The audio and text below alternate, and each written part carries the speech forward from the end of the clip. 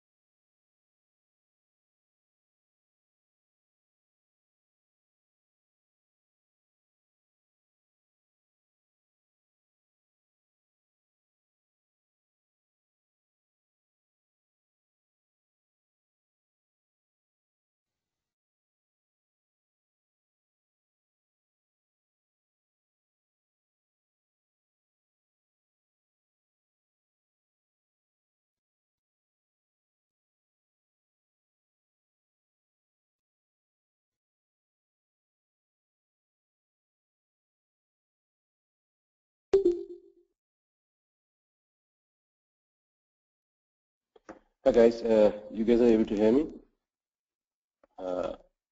I see Pam and Yuxel out there along with Walid. This is Kaushik, your trainer. I'll be taking your QA demo session today. Hope you're able to hear me. If you're not, just let me know by your chat, or if you can speak, that would be great. I'm sharing my screen with you to make you understand the QA and why QA is required.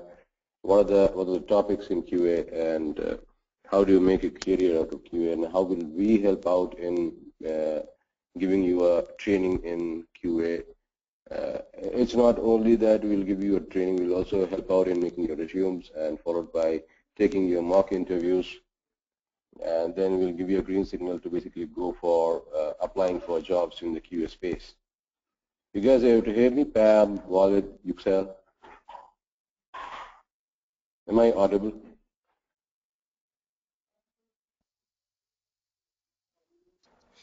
Yes, I can hear you. Okay. I got an introduction from Walid. Let me introduce myself also to the other guys out there. I'm Kaushik. I'll be a trainer, and I have 14-year experience in the QA domain. I worked in several companies like Compuware, Infomart, and all those things. And I've been giving training to guys who want to make a career out of your QA process. So that's how it is. I've been training people in the manual testing process. I've been training people of what is required for the manual testing process. I've also trained people in automation, because you get your career boost by learning automation along with your manual testing process. It's automating process is nothing but you automate the manual process that you do for the purpose of testing an application. So as far as the history of QA goes, the history is something like the QA came into the market in 1960s because of the Star Wars failure, with the U.S. Department of Defense evaluated and came to the terms that it was an utter failure of the software developed for the purpose of Star Wars. I believe all of you know about the Star Wars program in the 1960s, which was the Cold War regime. And because of the failure of the software and hundreds of dollars of money spent on the Star Wars program, the Department of Defense U.S. along with the Carnegie University sat down together to come out with a chapter in which you would recognize what are the things which makes a software fail in the real-time scenario. So in order to test the failures of the software, they came up with a process called QA process, which would basically make them understand that if the software developer would adhere to the requirements which are needed for the software to run properly. So that's how the QA process came into the IT domain in the 1960s, and it has gained a lot of popularity from late 1990s onwards, where people are making career out of testing. So that's how it is. There's a small introduction from my end, and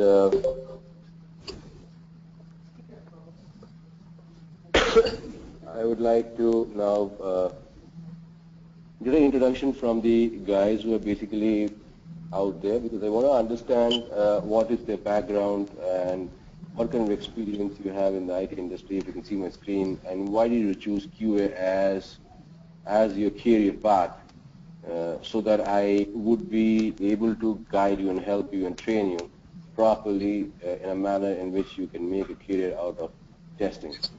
So I got an introduction from Walid.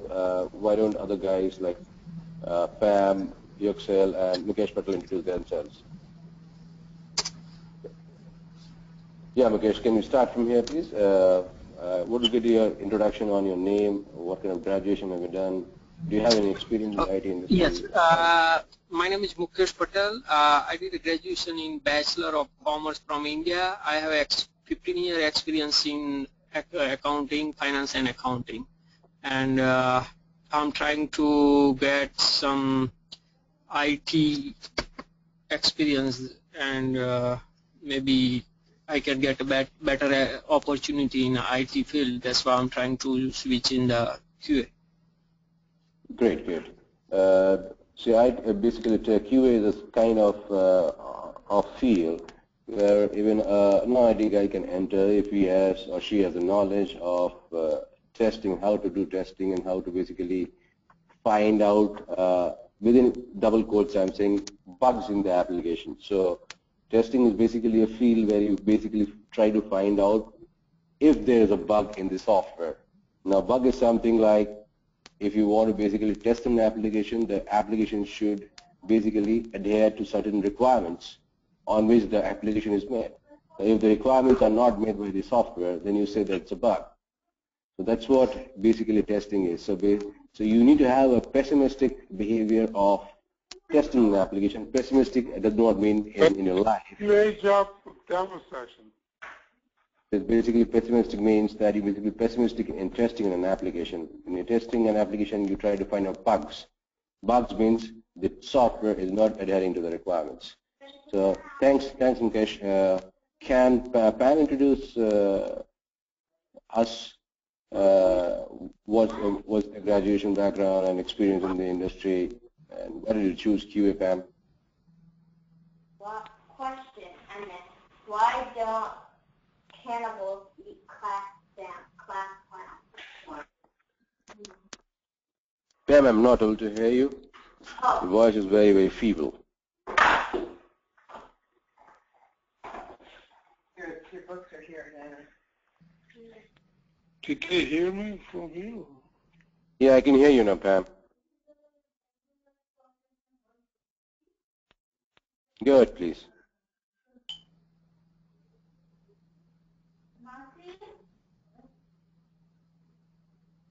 Pam, you able to hear me?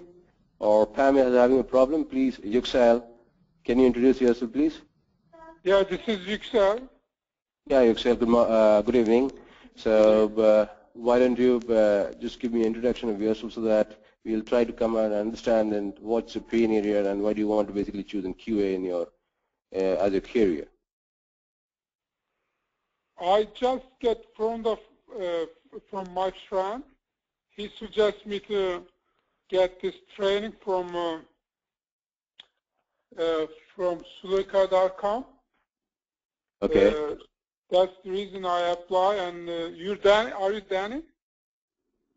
My name is Kaushik. Oh, I'm sorry. I'm the trainer. Oh, okay.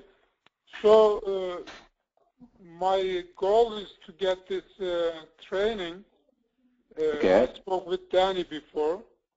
So okay. Danny is the person who looks after the stuff in which you get training. So I am the trainer who will train you. Okay. Can you give me your name again, please?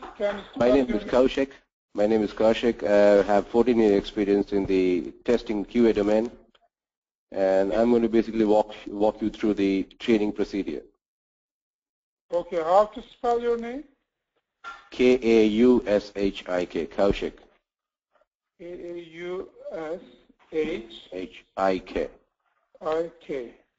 Kaushik. Yeah. Okay. Nice to meeting with you, Mr. Kaushik. Nice to meet you also, Yuxel. But as I said, I spoke with Danny that probably I'm going to take this course after New Year. Okay. So I don't know, what do you want me to tell about? Do you want me to tell about myself a little bit? Yeah, please tell me about you so that basically I will understand what you're into and how would I help you in getting a career out of QA. So what's your experience in the industry? What kind of graduation have you done? All those things. Okay, I have a university graduation, but in 1999, between 1999 and 2003, I did the computer programming job, Java programming. Okay, that's great.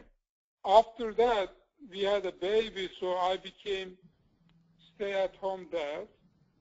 Okay. So then, since then, I didn't do anything except taking care of my kids. So That's fine. I forgot all the things. Maybe I might even have problems to even compile the things if I want to do something. So I'm that much forgot everything. That's fine. That's not a problem, Yuxel. The moment you basically go through the training, you will be able to understand what you require for getting a career and start your career again in the IT industry. This is basically the easiest and the best way to enter the industry through the QA process. Because I had a friend of mine. His name is Sudhakar. He's an Indian also. Okay. When I was making conversation with him, I told him I'm going to go back to work again. He said, Yüksel, don't go to the programming because a lot of companies, they prefer the young people. I'm like around over 50 years old. So he didn't want me to go that direction. He said probably it might be good for you to testing QA job for you, and it doesn't need any background knowledge. And he suggests me to get contact with Suleka.com. Then they will help you, he told me. He gave me all other information. So then I applied from Suleka.com. I've been getting phone call and emails from all over, like so much phone call I'm getting. So I didn't know which one I should go with. But then Danny, I spoke with Danny. Looked like he was more confident what he was saying, and I understood him better. So that's the reason I call his company. Excellent. What is it? That's great, Yüksel. That's what we're going to help you out in getting a job. Even if you had a stop and gap affair, you had a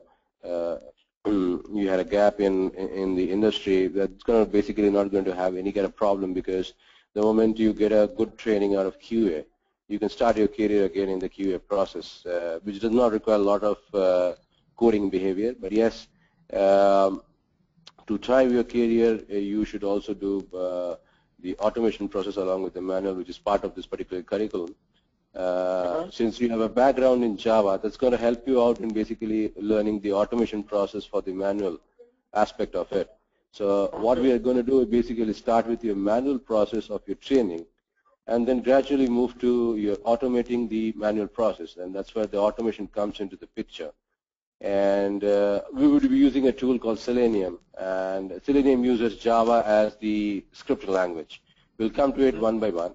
So since you already have a background of Java, so we'll do a refresh course in Java also to basically make you understand Selenium and how does Selenium help you out in automating a manual process in your QA industry, QA domain. So do not get worried about that you have forgotten everything. Whatever you learned is going to help out in this particular point of time. So even if you have learned Java and you have done and you have been silent in the industry because of your baby coming up, it doesn't matter, because the moment you start off of the things that you've learned before is going to help out at this point of time. It's good that you have joined this particular QA training, and you should join this. And I would recommend that you can make a very good career out of that, because 50 years of your age does not matter. Old is always gold. Yeah. I mean, that's my goal. But as I said, it's been like 14 years gap. I have no work involved at all. So that doesn't matter, Yüksel. That doesn't matter, because you already have told me that you guys can help to make it up to resume and find a job interview or something. That's Absolutely. what he said. Really, it was very optimistic about what he told me. I feel good now. Before I was feeling so bad. What am I going to do after this age? Like, I don't even get my retirement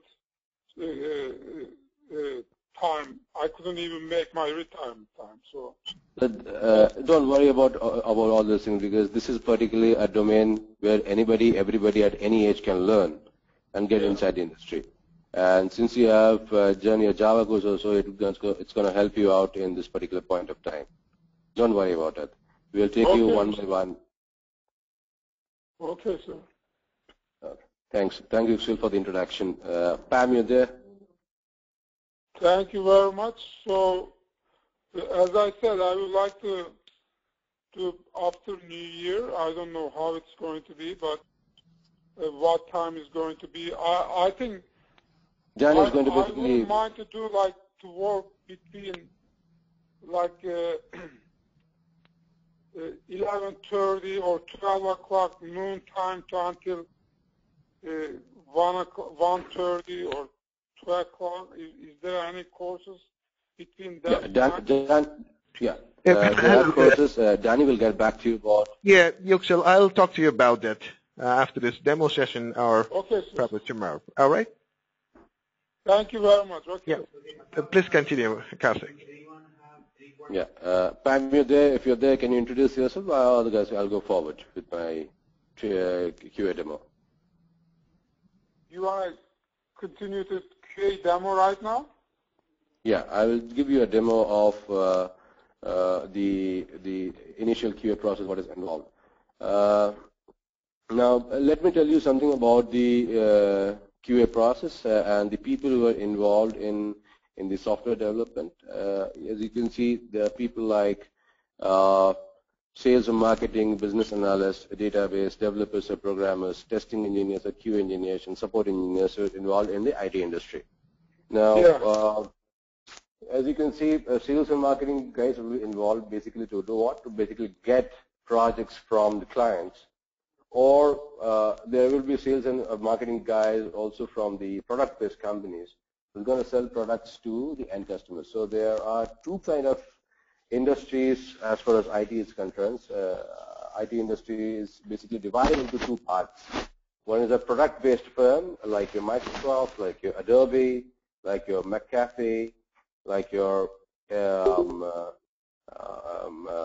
other companies like your Kaspersky. These are product-based firms. They sell products to the end client directly. And separately, similarly, you have companies like your service-oriented firms like Accenture, you have Capgemini, etc., who basically gets outsourced projects from the clients. So both these kind of companies will have sales and marketing guys to basically get projects from the clients or to sell products to the end customer. So selling a product to the end customer will be done by a person belonging to a product-based company, whereas getting a project, people, can you hear me? Because Walt says he's not able to hear me.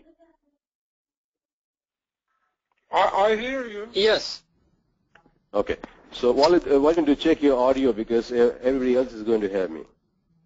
So, so these sales and marketing guys depends on the fact that what are they going to do? They're going to sell products. That means they belong to a product-based company. They're going to get projects from their clients. That means they're belonging to a service-oriented firm. So any software industry would have a sales or a marketing team to cater to selling products or getting projects from their client. Similarly, you have something like your business analyst. Business analyst is somebody who's analyzing the business. For example, I get an outsourced project from my client. So if I get an outsourced project from my client, I need to analyze what I'm supposed to do in terms of making the application. It is not that if I get an outsourced project from my client, I start making the application by developing it. I need to first analyze the application in terms of understanding what kind of functionalities the application will have. How will the functionality work? How the functionality is going to help the end customer? How the functionality is going to help the software to be used for a long time?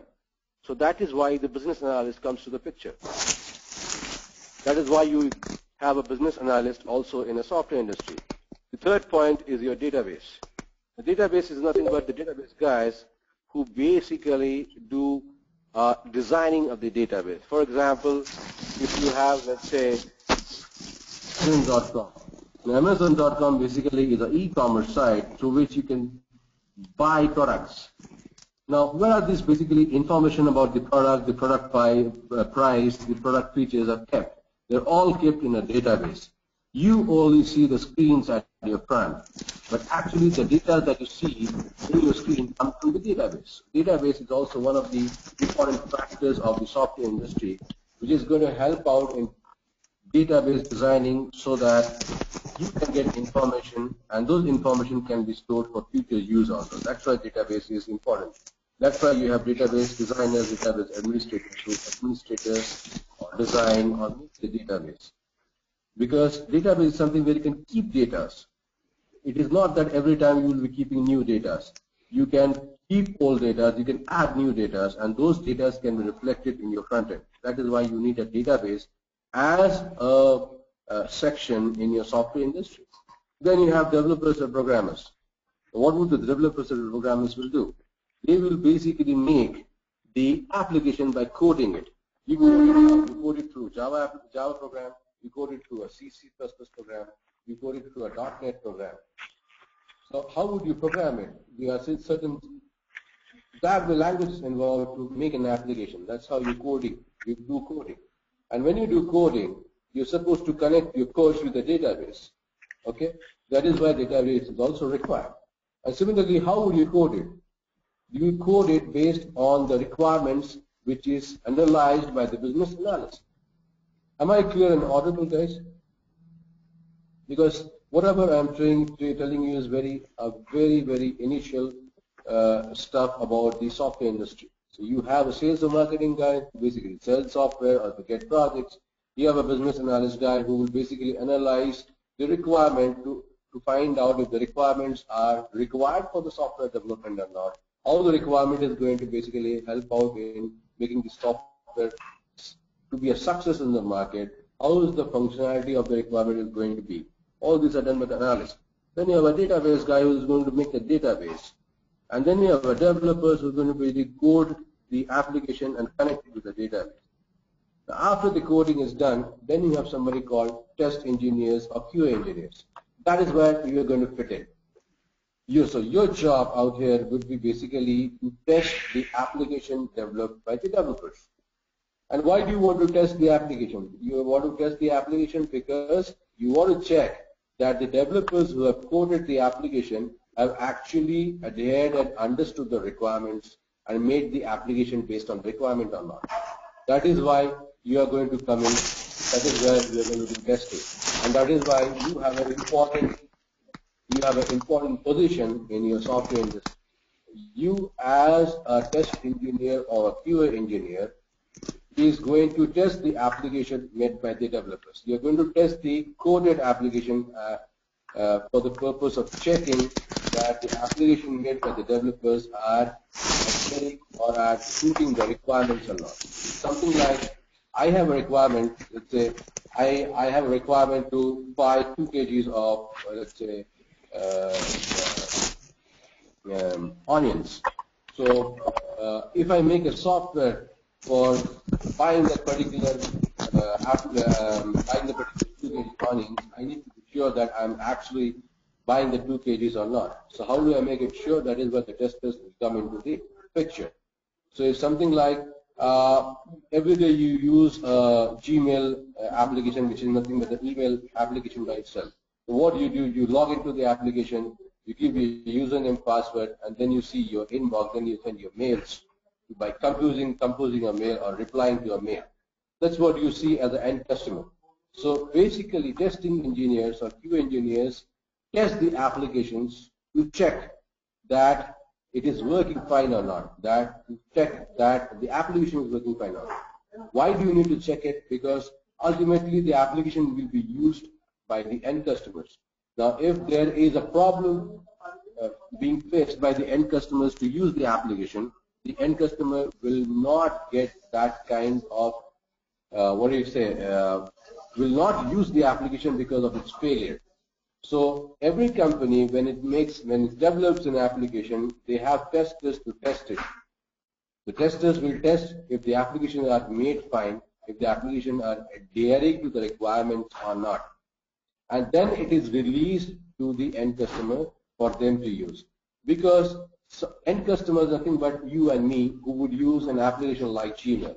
If the Gmail application fails, if I'm not able to send mails, if I'm not able to compose mails, if I'm not able to reply to my mails, if I'm not able to basically send a mail to a spam folder, what are the uses of a Gmail application? I will not use that application. That application will be a failure at the end customer end. So in order to save this failure at the end customer end, the testers comes into the picture, and that is where you fit in as a testing engineer or a QA engineer. So that is one of the teams involved in your software industry.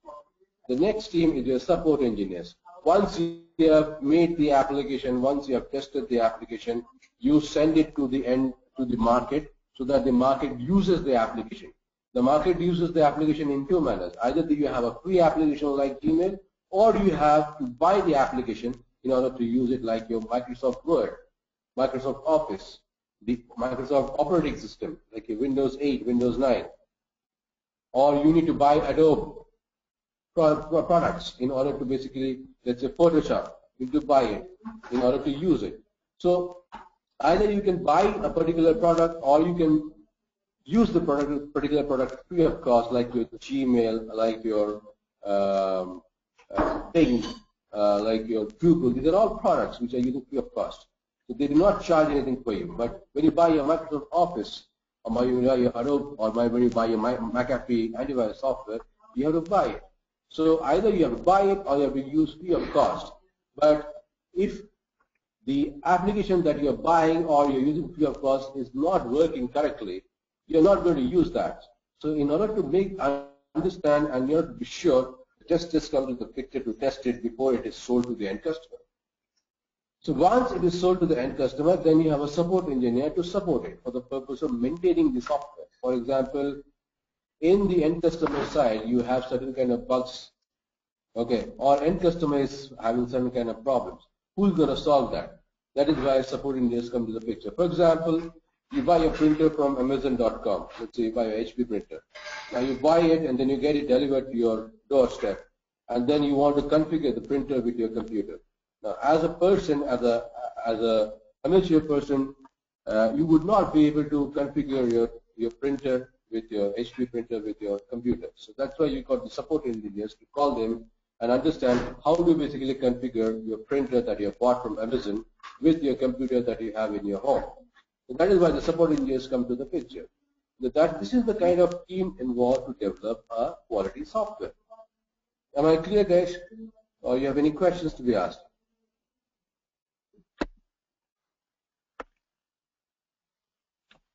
So if you have no questions, or if you have any questions, just let me know. I don't have any question, but the problem I have, I don't have all the time clear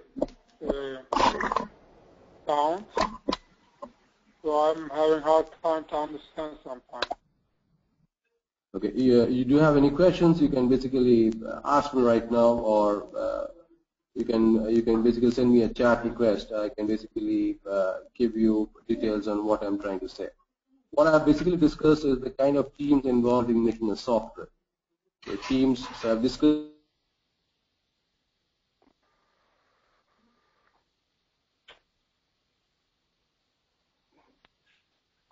Hello? Hello, Kaushik, are you there? Yeah. Can you hear me? I can hear you, Yüksel. I'm not sure what happened to the trainer's line. Yes, sometimes it is not clear. Yeah, but are you facing the same? Say again?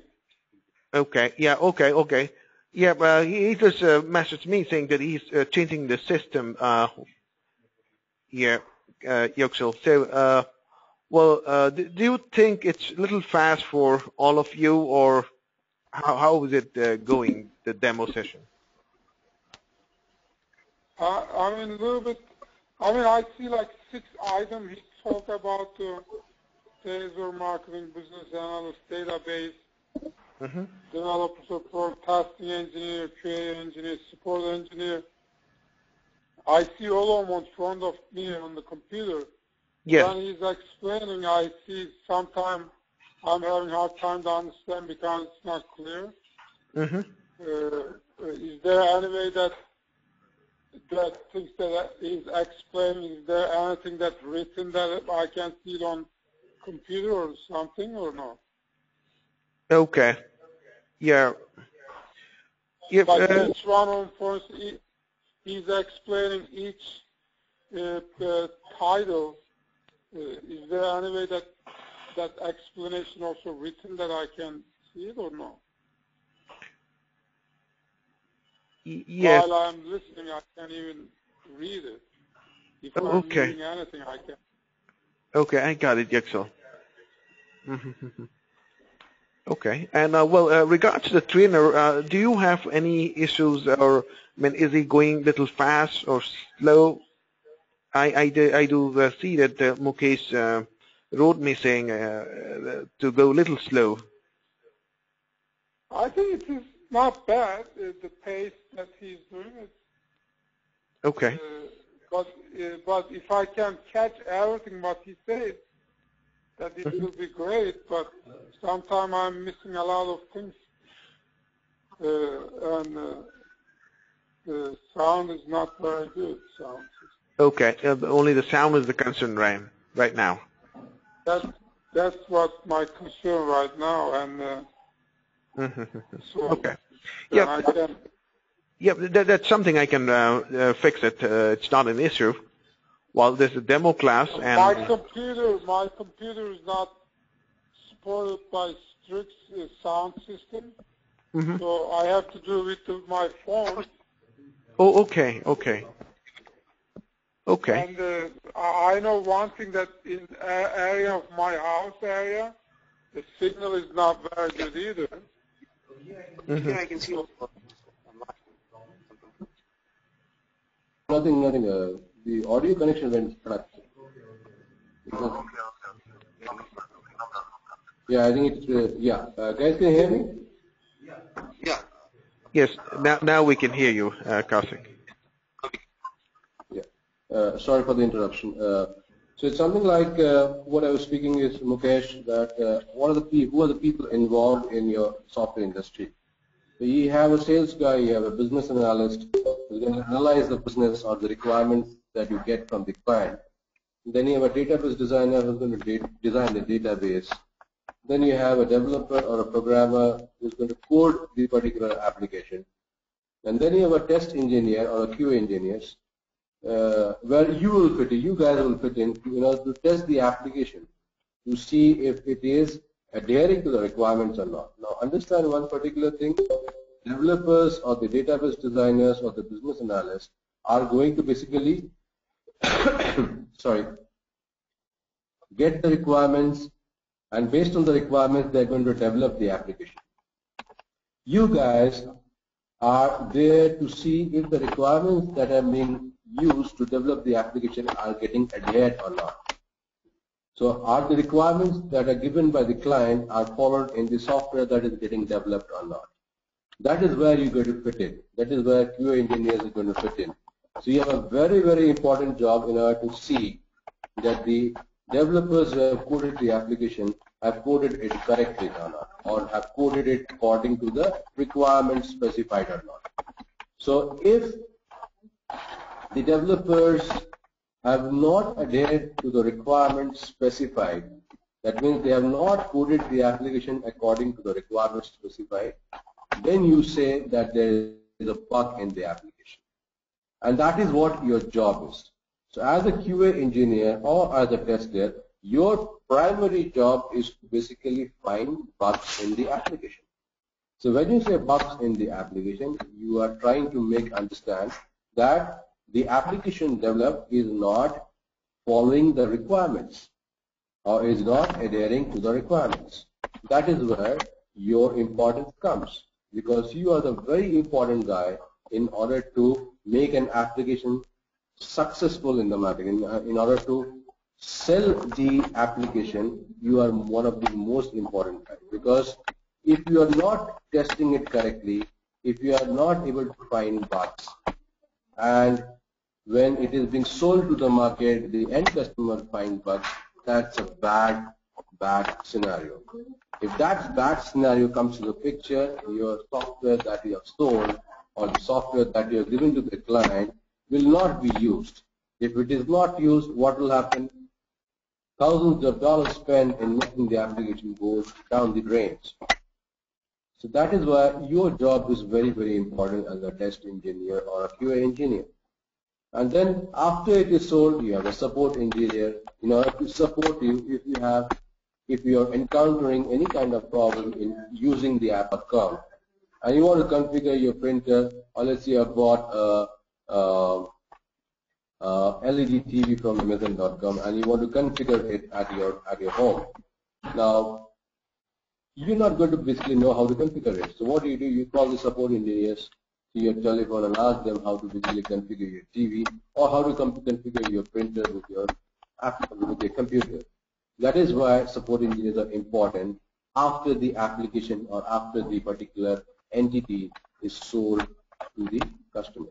So that is what a team is there in a software industry. So let us go to the next slide, which speaks about what are the phases of QA training that I will be taking for you in terms of making you robust enough to get a, or to rather to start a career in your QA domain, in your testing domain. Do not get worried about the fact that you had a lot of gap from the last job that you have done, or do not get worried of the fact that I do not have any kind of experience. Let's say you would try to understand that, oh, hey guy, I don't have any experience in the IT industry. I'm not going to the IT industry. Or let's say I've done my graduation from the electrical background. Or let's say I have a 14 years gap in the industry. I have not worked in. Do not get worried about. This is a particular kind of domain. QA or a testing domain or QA domain is a particular kind of domain where anybody can fit in. What you need to understand is basically the processes involved in your QA. If you can implement those processes correctly, and if you are going to understand those processes correctly, you're going to clear your interviews. Definitely we'll be there to basically take your mock interviews, and after the mock interview, we are going to basically help out in creating resumes for you. And then we'll give you a green signal to apply for jobs out there. We're also going to help you out in some manner to get jobs out there to our contacts or to our consultants out there who are there in the HR domain, human resource domain. So the phases of QA training program that I'll be taking over is something like this. The most important thing for understanding the QA domain is the foundation for it. For anything, you need a foundation. For example, when you want to make a building, the foundation has to be first. So the foundation for your QA training is your manual testing. So manual testing is basically nothing but what kind of processes are involved in your manual testing, what kind of tools that you want to use in your manual testing, what kind of, how would you test an application through the manual process of testing. Remember guys, testing means finding bugs. Very simple at this point of time. Bugs are nothing but those kind of stuff in the application which are not adhering to the requirements given by the client. That is what you need a bug. It's something like if you say you have a calc, you have a calculator, and you basically want to add two numbers, 2 plus 2. The expected result should be 4. If the calculator is showing you 5, that means there's a bug because 2 plus 2 is supposed to be 4. That's what the requirement is. Now, if you are testing the calculator and you find out that 2 plus 2 is shown as 5, that means that's a bug. So that is what I mean by stating what do you mean by a bug. That means that 2 plus 2 equal to 5, what it is showing is a bug. That means the calculator application or the calculator software is not being made according to the requirements specified by the client. So that is what you do as a tester. So manual testing, it's going to be for 20 hours. And I will cover the manual process of it, in which I will teach you about the software development lifecycle, the software testing lifecycle, the kinds of testings involved, why do you need to do testing, when do you need to do testing, all those aspects. And when we have finished that manual testing, then we can start with automation. Now, why it is important for you to understand automation or in order to learn automation? Because right now you understand that if you go for a manual testing, you will definitely get a job. But automation testing, the learning of the automation testing is going to boost your career. For example, manual testing, you're getting a job, you're getting a X amount of money.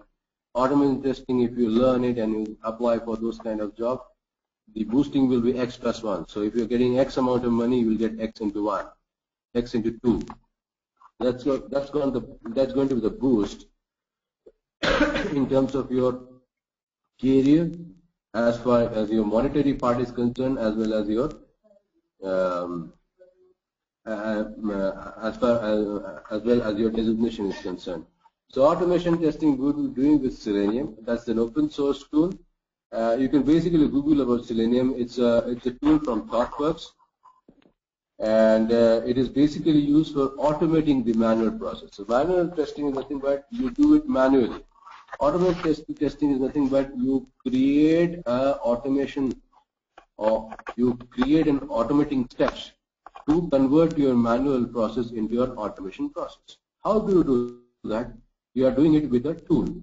So automation testing will be following up the functional automation testing. Okay, we are going to do it with Selenium. That's an open source tool from ThoughtWorks, in which I'll teach you about Selenium, how to basically do automation of your manual process with Selenium. That's going to take 15 hours of time. The third part will be your real-time project training with end-to-end process. Real-time project means we'll basically take a particular instance of a project and we will tell you actually what happens in the real-time scenario. So that when you basically go for jobs, when you apply for jobs and you say that you know what happens in the real-time project, it's going to basically boost your chances of getting calls from your customer, from your clients. And that's going to boost you in terms of getting a job sooner. So that's why we will basically stress on a 10-hour scenario where we'll make you understand what is the kind of process that is followed for testing in a real-time project. So after we finish that, we're going to take something like your load runner. Load runner is nothing but a non-functional automation tool. Now you have two kinds of automation tools. Selenium is a functional automation tool, whereas load runner is a non-functional automation tool. Basically, for example, I give a username and password in my Gmail, and I have to wait for 10 minutes for the application to open, or it does not open even after 10 minutes. That means there's a problem with the application. What kind of problem with the application? The response time. 10 minutes is the response time, or let's say it doesn't open after you give your username and password in your Gmail application. It does not open the application. That means there's a response problem. That means you're requesting for the application to open with your username and password. It does not open even after 10 minutes. That's basically the response behavior. So in order to check if there is a response problem in the application, you use non-functional tools. So load runner is a non-functional tool to test the response behavior, responsive behavior of the application. Whereas Selenium is a functional tool. Functional tool means what? It's a functional automation tool. What do you mean by that? You're going to test the functionality of the application, okay, and you're going to test it through a automating tool, okay. Now, you might get confused. What is this guy saying? You say manual testing, then you say automation testing, then you say real-time project, then you say load runner. It's very simple. In manual testing, you are going to test the application manually, okay. What are you going to test?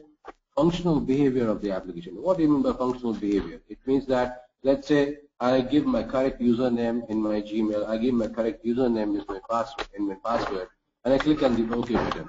So what it is supposed to do, it is supposed to open only my email box, only my inbox. It is not supposed to open anybody else's inbox.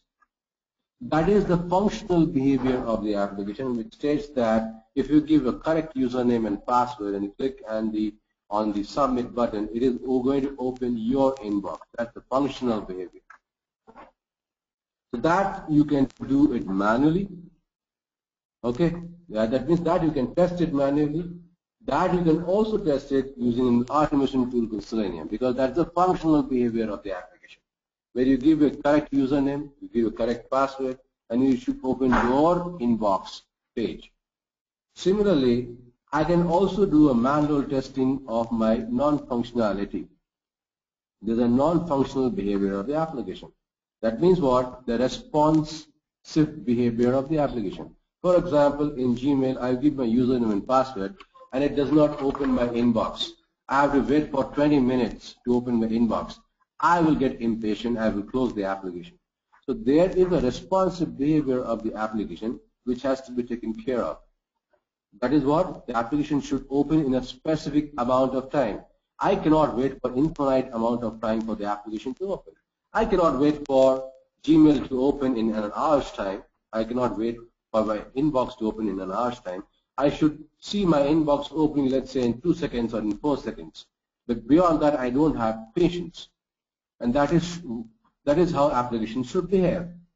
So manually, I can test the responsive behavior of the application, or I can use a tool to test the responsive behavior of the application. So if I'm using the tool to test the responsive behavior of the application, I can use load runner for it. So there are two aspects of manual testing: functional manual testing, non-functional manual testing. Functional behavior means the functionality of the application, that you give a username and password and it opens your inbox page. That's the functional behavior. Another part of manual testing, non-functional testing. That means the responsive behavior of the application. So when I give my username and password in my Gmail application, it should open up in 2 seconds or in 4 seconds. It should not open, let's say I don't have to wait for 1 hour for the inbox to open. That's basically the responsive behavior. That's nothing but the non-functional behavior of the application. So I can do a manual testing of the functional behavior of the application. I can do manual testing for the non-functional behavior of the application. Non-functional behavior also means responsive behavior. So if I want to use a tool for my testing, so I can test my functional behavior with a functional automation tool like Selenium. I can also test the non-functional behavior, that is nothing but the responsive behavior of the application, through a non-functional tool, that is your load runner. So that is why I'm going to basically take load runner also after the real-time project training is over. So the load runner is nothing but the non-functional behavior of the application can be tested with a tool called load runner. And load runner is going to take 6 hours of time for you. So giving you a synopsis of what is testing. Testing is basically nothing to find bugs. Now, testing can be done in two manners. One is manual testing, another one is automation testing. Manual testing, how do you do it? You basically test the functional behavior of the application. Second, you can test the non-functional behavior of the application through manual testing. Non-functional behavior is also known as responsive behavior. So in order to automate your manual process, you have automation tools. So if you are going to automate the functional behavior testing, you can do it with Selenium. If you want to automate the non-functional behavior, that is, you want to automate the responsive behavior of the application, you can also use a tool called load runner. Am I clear, guys? I hope I'm clear in what I'm trying to say. So you have two kind of aspects. You want to test an application, you're going to basically find bugs. How do you test an application? You can do manual testing, or you can use an automation tool. What do you do in manual testing? You test the functional behavior of the application. Second, you can also test the non-functional behavior, also known as responsive behavior. If you want to automate the manual testing, there are two kinds of automation tools involved. One is the functional automation tool, which is Selenium. There's another tool which is used to automate the non-functional behavior, or in other words, the responsive behavior. That's where you're using load runner. So that's why I'm going to teach you both the functional behavior automation as well as the non-functional behavior automation through tools like Selenium and load runner. So I'm going to start with the foundation, that's your manual testing, followed by your automation testing like with Selenium. It's going to basically be used for functional behavior automation. Why I'm using Selenium? It's an open source. We don't have to buy it. It's a beautiful, very, very powerful tool which is used worldwide. Every company is using it, so you have a very, very clear and good chance to get your career out of automation also. Then I'm going to take over your real-time projects, which is going to be for 10 hours. Then I'm going to take over your load runner, that's basically a non-functional behavior automation tool. It's going to be for 6 hours. After that, I'm going to take over database testing. For example, you have a database. Database is nothing but a repository where you keep data. You want to test that, you have to do database testing. And database testing is also a very niche area. You can create your career of only being a database tester. So that you need to know database, you need to know SQL, you need to know the SQL is nothing but the structured query language, which is used in all databases like your MySQL, Microsoft SQL Server, Oracle, Informatica, they're all databases. So every database will use the same language that your SQL, that is a structured query language. And in order to test the database, you need to know the SQL language, and that is why database testing is important, and you can make a career out of database testing. And that's going to be for 6 hours. And then definitely the 6th point is your how to get a job. For getting a job, will help you out in making your resumes, will help out in taking your mock interview before you go for the real-time interview. And then we're also going to help out in some kind of consultancy. We have a consultant in US who will help out in getting a job for you. That basically are going to be the phases of the QA training that is going to take out for you. Am I clear, guys? We go to the next slide then. So the next slide is basically nothing but what is software testing. I told you what is the software testing. Basically, software testing is basically done to check that the application that is being developed by the developers are adhering to the requirements or not. So it's something like software testing is a process to check that the softwares developed by the coders or by the developers are adhering to the requirements given by the client. So in other words, another definition, software testing is done to find bugs. Clear? That is what software testing is. So basically, at your level, at this demonstration, it's something like you want to be a tester, your job is to find bugs. Why do you need to find bugs? You need to find bugs because you want to check if the software developed by the developers are adhering to the requirements or not. Clear? So let's go forward. Now, why testing? There are two objectives of doing of the QA team. QA team is nothing but the testing team. So what is the objective of the QA team? The objective of the QA team is to find out that the software developed by the side is adhering to the requirements or not. So the objective of the QA team is basically to find bugs, to report those bugs to the development side so that the developers can rectify those bugs. You do not want to sell a product. You do not want to service a client with an application which is having too much of problems. Problem means bugs. So before you sell a product, before you service a client, you need to find out that the product that you have developed doesn't have bugs. So the objective of the QA team would be here to find bugs in the application. The objective of the QA team is to do a reporting of these bugs and followed by rectification of the bugs from the development side and followed by retesting of the rectified bugs. So very clear terms, what is your objective? So you want to be a tester, you want to be part of the QA team, what will be your objective? Your objective will be to find bugs of the developed application. Second thing, when you find a bug, you're going to report that bug. Whom we are going to report to? To the developers who have developed that particular application. Third thing, the developers will rectify those bugs. So once the developers have rectified the bugs, as a QA team or as a QA guy or as a testing guy, you're going to test or retest the rectified bugs. That's the objective of the QA team. So let us be very clear in what you're supposed to do if you are belonging to a QA team, if you belong to a testing team. Your job is to find bugs. Why do you want to find bugs? You want to test that the application developed by the developers are adhering to the requirements or not. Once you find the bugs, your job will be next to report the bugs to the development team. Third, after the rectified bugs, after the development team has rectified the bugs, you are going to retest the bugs. Why do you want to retest the bugs, rectified bugs? In order to check that the rectification is done correctly or not. So that is how you are going to deliver a quality software.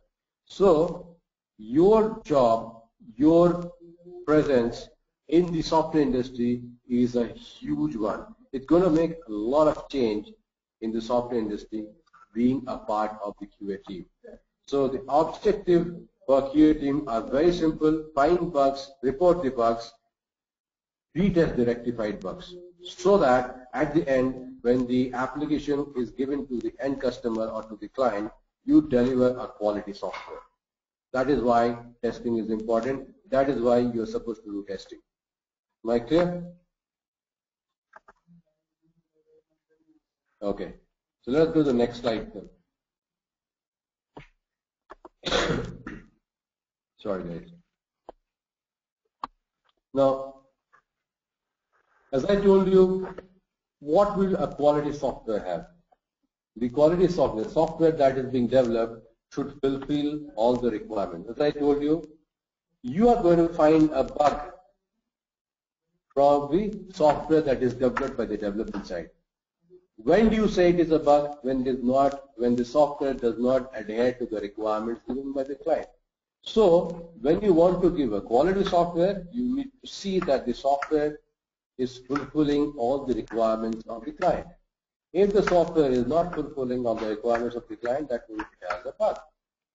And then you need to report that bug. You need to then get it rectified from the development side, and then you need to retest the rectified bug. Second thing of your quality software should be, the second feature of your quality software should be, it should be totally bug free. Now, if somebody says that my application is 100% bug free, that particular company or the particular guy is fooling you. No application is bug free. Yes, you don't see the bugs or the client does not get the bug, but there are bugs still in the application, even if you have done a testing out of that particular application. Even if you have done testing, even if you have rectified the bug, you cannot say, you should not say any time that my application is 100% bug free. No application in the world is 100% bug free. You try to make it 100% bug free, which is not possible because of certain restrictions or the certain restrictions in your software development. So it is one of the features of your quality software that you should have a bug-free software, but you should not say to anybody that I have an application with 100% bugs free. That statement would be wrong. Okay, so you try to make the application as much as bug-free. So that is one of the features of a quality software. The third feature is it should be delivered on time. If you are not delivering on time, that's going to affect your credibility in the market first. Second thing, time is equal to money. If the delivery is late, more time it is going to take for delivery. If time is equal to money, more time is equal to more money. So you're going to lose money if you don't deliver in time. So you have to deliver your software in time. That's a feature of your quality software. And then the fourth part is it should be within the budget of your client. So whatever the software that you are developing, okay, it should be within the budget that is given by the client. So that is nothing but the features of your quality software. The first feature is should basically adhere to the requirements. Second is it should be bug free. Third, it should be delivered on time. And fourth, it should be within the budget of the client. Any questions, guys? Or we go to the next slide then.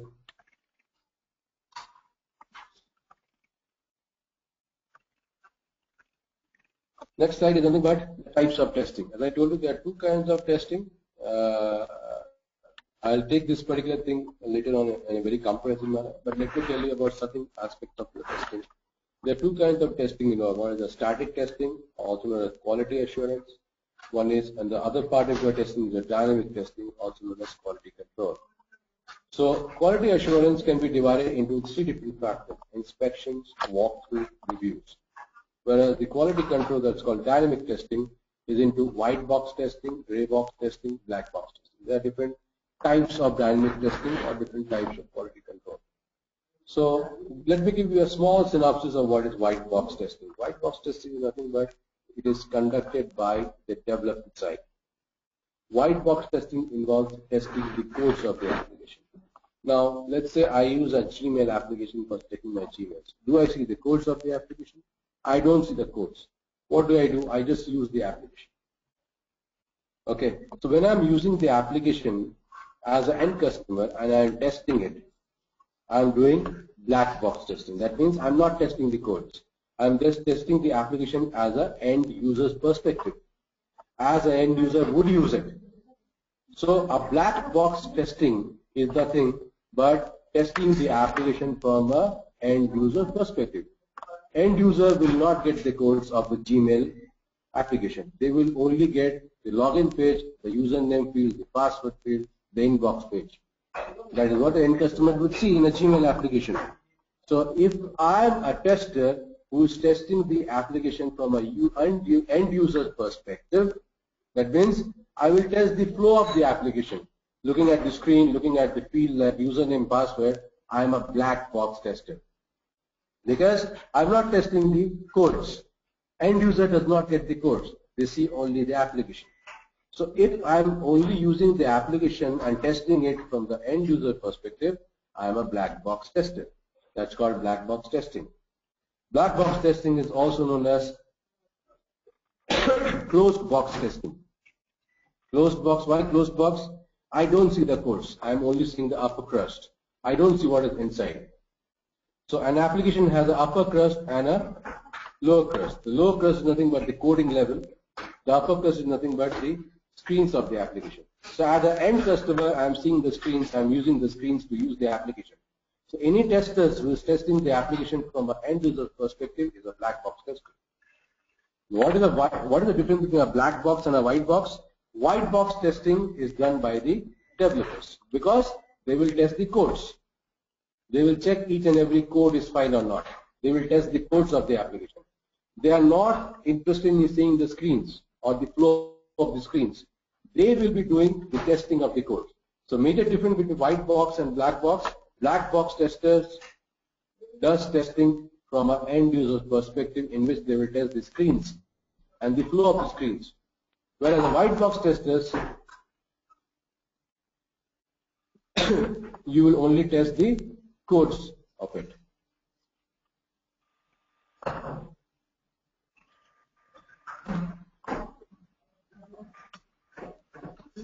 Okay, that's the difference between white box and black box. What is the gray box testing? The gray box testing is a combination of white box and black box. So any testers who is doing a combination of white box and black box is basically called gray box testing. Similarly, there is inspection, walkthrough, and review. So that is what I'm going to take later on. These are different types of your testing. And the last slide which I'm going to take is your SDLC, Software Development Lifecycle. So this is the main arena, or this is the main topic which everybody, even a developer or a tester, should learn before you enter the industry. So I will take this particular topic in a very comprehensive manner. But right now, the phases of SDLC, as you can see, is you gather requirements, then you plan for the project, then you design a project, then you code the application, then you test the application and release it. So I will take it in a very comprehensive manner when your actual training starts. This is basically a demo session. I don't want to take much of your time. These are the phases of your development life cycle, which is important if you are a tester, if you are a developer, if you are anybody else who is working in the IT firm, in the IT industry, in the information technology domain. So these are the phases. You gather the requirements, then you make the project planning, how to make a planning for the project, then you design the project, then you code the application, then you test the application, and then you release the application to the client, and then you maintain the application at the client end. I'll take it in a very comprehensive manner. So that's how it is. That's the last slide. Anybody has any questions, or I'll tell Danny to basically go forward and speak to the guys out here. You're there, Danny? I've finished with guys. Yes, I'm here, Kaushik. Yes. Like, yeah. So you can take over right now. I've finished it with the demo class. Oh, okay. All right. So, guys, do you have any questions for Kaushik, for the trainer? I have one question that I didn't quite catch that name. There was 3 applications. One was for manually non-functional response behavior application is the load runner. The other one was Selenium. And third one, I couldn't catch that one. Logger, what was it? I couldn't get it. Can you spell that application name? Load runner. No, I got that one, load runner. Selenium. Selenium, there was third one also. There was another for non-functional automation testing for you using. So I just go to the slide. You can just tell me.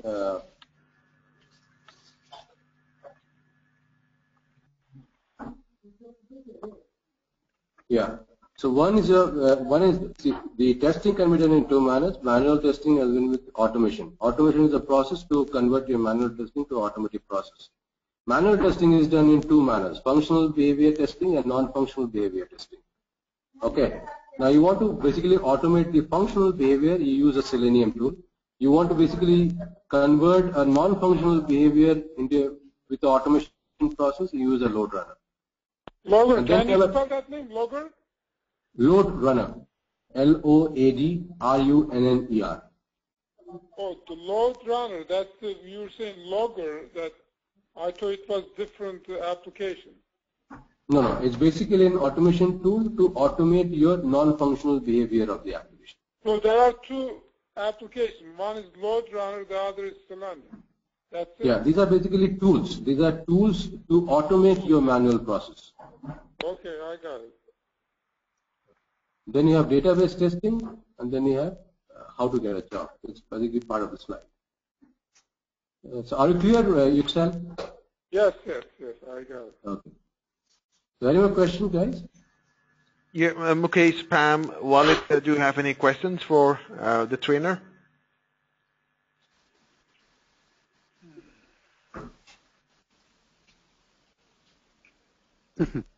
No, thank you. Actually, everything is very clear, and he seems as a professional, and we make it very easy not to understand it. Okay. Well, hi, Kaushik. Yes. Yeah, Mukesh, tell me. Do you think we can? We don't have IT background, and we are. That's where I'm going to come to the picture, because my job is basically as a trainer to make you comfortable in this particular domain. So, this is the kind of domain that a non-IT guy can also get inside, because we have basically trained guys who are in diploma holders and they are graduates in English, and they're graduates in your civil engineering. The graduates in your mechanical engineering, the graduates in also in your finance domain, who we have put into different kind of IT jobs as far as QA is concerned. A lot of guys wanted to go inside the IT domain to this particular QA section. This is the best way to get inside the industry of the IT. Don't worry about that you're not from the IT background. It doesn't require you to become a tester, and you need IT background for that. But testing is something like, for example, you are from the finance domain, correct? You have accounts. So you would be using a lot of softwares like your QuickBooks, or you will be using like the Tally that is used usually in India. So basically, if you know the process of using that particular tool, you know how does it work. So your job will be one step above that usage. So you are going to basically test that particular application. For example, I tell Mukesh, you need to basically test Tally. How would you do that? Okay, you will test it how? By giving certain data to it, and when you give certain data, you get an output from that particular application. So you want to check that the output that you get as a data is basically adhering to the requirements or not. And that's very simple job. You know that in Tally, if I give 2 plus 2, it should get me 4. It should not give me 5. If I'm getting 5, that means Tally software has some problems. And that is what you're going to do as a manual tester. That's all. Once you understand the foundation level of manual testing, it becomes easier for you to automate the process using automation tools. So that's what I was saying, Mukesh. We have people from different backgrounds who do not belong to the IT industry, absolutely. Even I would say my wife is basically economics graduate. She does not belong to the IT domain. Now, for the last 10 years, she's working in IT background. So it's the best or the easiest way to actually get inside the IT domain. And people like you or people like Yuxel, you have concerned experience in your particular field. So basically, that's going to help you out in basically understand how to need to get forward with your testing, because you know your domains better. You know you've understood your domains very well. So it does that you test that particular domain. Think like that. So let's say, Mukesh, I'm good at accounts. I know there are certain softwares I use in accounts. So I know how the accounting software should work. If I'm going to basically test that particular thing, that is what I'm supposed to do as a manual tester. Similarly, Yuxel is good in Java. He had learned 14 years back. I was going to implement that particular learning at this point of time. For that, you have to first learn the manual testing process and then implement that. It's very easy for anybody to go ahead. So you don't have to worry about too much things about, oh, I'm not from the IT industry, how do I get a job? That's why we're going to come in the picture. Tell you, boss, this is not any rocket science for you to learn. You have your foundation very strong, that is your manual testing, that has to be very strong.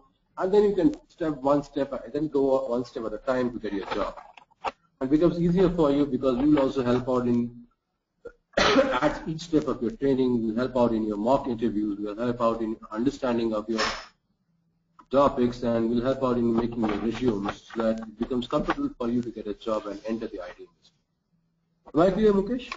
Thank you. I got it. Okay, fine. Any other questions? Yes, Pam, Walid, do you have any questions for the trainer? No, thank you. Okay. Okay. All right. So, yeah, I guess that's all for today, Kaushik. We can wrap up this demo class for now. Thank you, everyone. Mukesh, Walid, Yuxel, for your precious time. And yep, I will call you back later to discuss about this further. Okay. Thank you, Danny. Thank you, Mr. Clark. Yep. You have a good day. Thank you, Daniel. Yep. Thank you. Yeah. Bye-bye. Yep. Bye-bye. Bye-bye. Have a good night. Yep. Good night. Thank you.